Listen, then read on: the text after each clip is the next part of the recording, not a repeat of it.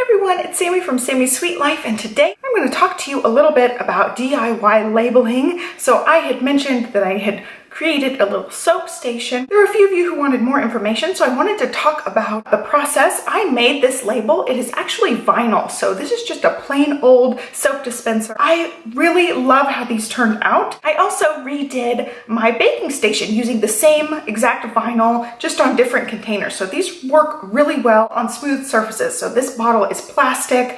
The containers I have are glass, so it worked really well on all of those. The only thing I noticed is it's a little bit hard to get them off of the transfer tape if you're using a more rough surface. So I'd assume a textured wall would have the same kind of issues that I had on the etched glass, which is a little bit more textured. It takes a while to get it stuck down on that. So you can buy the vinyl in sheets and then you have to cut it. I have a Silhouette Cameo, it's the machine right there, and I cut my own. So if you want to do DIY vinyl labels and things, you can check Etsy, because there's a lot of Etsy sellers who will make the labels whatever words you want, whatever sizes you want. I just really like being able to make them. Since I'm a scrapbooker, I can just make them myself. So I'm going to show you the application. I'm not going to show you like how to make them on the actual machine itself, but I'm going to show you how to apply them. So I'm going to assume you know how to use your die cutting machine if you already have one, or you just purchased the labels outright and you have to apply them. So if you want to know how to attach vinyl labels, stay tuned and I will show you guys how I do it. You can buy the vinyl already cut, like on Etsy. You can order your own titles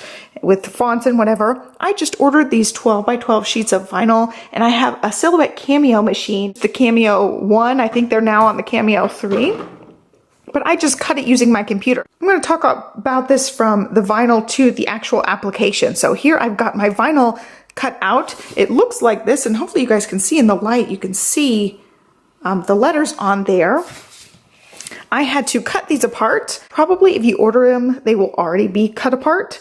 So I just have been peeling off the negative space, so the back piece, and also any of the letters that have little loop-de-loops, you need to pull those pieces out. So I'm just left with the backer sheet and the vinyl, and if you order titles, they'll probably already come weeded out, so you'll get something just like this. You will need something called transfer tape, and I've got that here. If you're ordering, just make sure that they come with that. I have this semi-opaque kind. Some of it is paper transfer tape that's not as see-through as this. There are some that's like crystal clear. So you'll need to have a piece of this cut to size. I went ahead and cut my piece down. This is a reusable version. Some of the versions aren't as sticky the second time around, but I find that I can get a few uses out of each piece. So I cut it down to about the same size. This one actually ended up being kind of a bear to stick on there because of the etch glass. It's a little bit textured, so I'm going to show you guys an easier one here using the top of this canister. I'm going to make this one be a little hot cocoa mix canister. So I have my